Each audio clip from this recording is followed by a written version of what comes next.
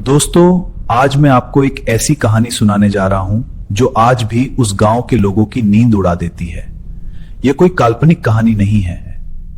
यह घटना है उत्तर प्रदेश के एक छोटे से गांव भूतपुरवा की, जहां सन 1998 में कुछ ऐसा हुआ जिसे वहां के लोग आज तक नहीं भूले। उस गांव के बाहरी छोर पर रहती थी एक विधवा औरत। नाम था उसका सावित्री।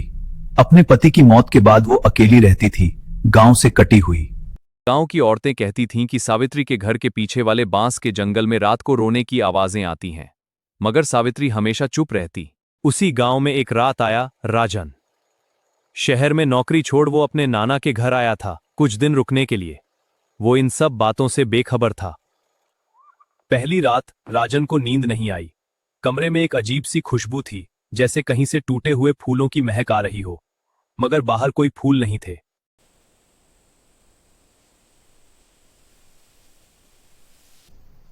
रात के करीब 2 बजे खिड़की के पास कुछ हिला। राजन ने सोचा हवा होगी, मगर तब उसने देखा खिड़की बंद थी। वो मुड़ा और उसके मुंह से चीख निकल गई। दरवाजे पर खड़ी थी एक सफेद साया, उल्टे पांव बिखरे हुए।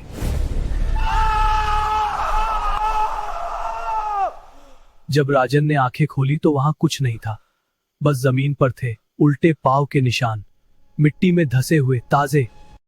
नाना, रात को मैंने एक औरत को देखा, वो उल्टी लटकी हुई थी। वो चुड़ैल थी राजन। वो सावित्री के घर वाली जंगल से आती है। उसने तुझे देख लिया। नाना ने पास पहले सावित्री की बेटी जंगल में गुम हो गई थी। गांव वालों ने उसे दोष दिया, उसे घर से निकाल दिया। कुछ हफ्ते बाद सावित्री की लाश मिली उसी जंगल में। जो औरत नाइंसाफी से मरती है वो चुड़ैल बनकर वापस आती है, और जिसे वो देख ले उसका वक्त शुरू हो जाता है। राजन ने उसी दोपहर गांव छोड़ने का फैसला किया, मगर उसकी बाइक स्टार्ट नहीं हो रही थी। मोबाइल फोन में नेटवर्क नहीं था, वो फंस गया था। दूसरी रात राजन ने खुद को कमरे में बंद कर लिया। दरवाजे पर नींबू और काला धागा बांध दिया, जैसा नाना ने कहा। बाहर पूरी तरह सन्नाटा था। तभी मोमबत्ती बुझ गई। अंधेरे में राजन को लगा कोई सांस ले रहा है उसके बिल्कुल पास। उसने टॉर्च जलाई और वो वहां खड़ी थी। उसके पांव जमीन को नहीं छू रहे थे। उसकी आंखें लाल थीं जैसे अंगारे, और उसके होंठ हिल रहे थे, कुछ कह रही थी।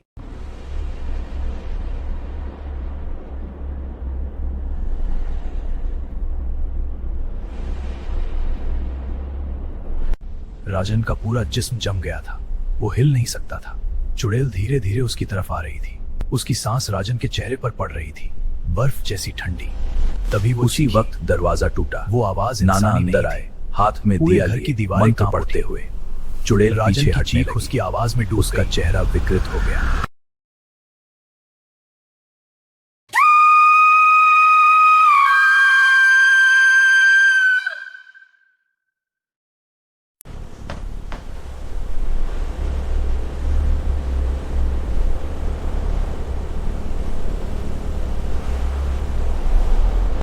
नमो भगवते रुद्राय।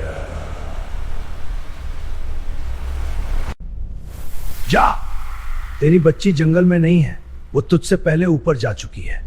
तू जाने दे इस जगह को। जैसे ही नाना मुड़े, एक पल के लिए उनके पीछे वो खड़ी थी, मुस्कुराती हुई, फिर हवा में घुल गई। उस रात के बाद गांव में शांति आ गई। वो आवाजें जो रात को जंगल से आती थीं, बंद हो गई, जैसे सावित्री को उसका जवाब मिल गया।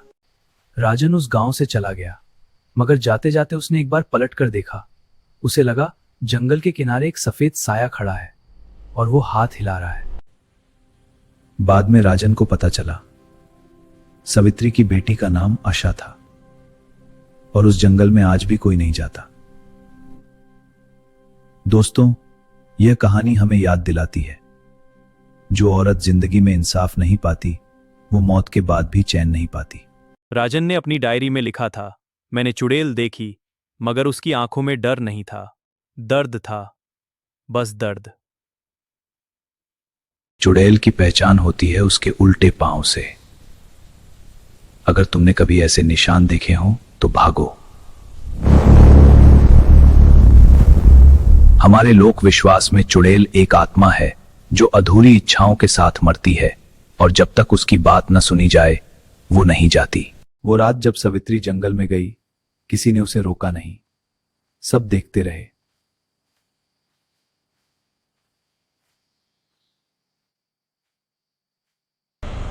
अगली कहानी में हम जाएंगे राजस्थान के एक बंद हवेली में, जहां 200 साल पुरानी एक रूह आज भी उस हवेली की दीवारों में कैद है।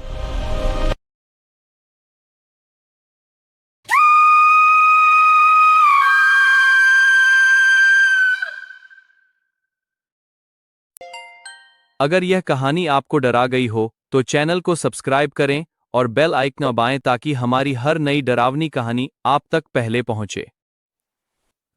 मिलते हैं अगली कहानी में। तब तक रात को अकेले मत जाइए।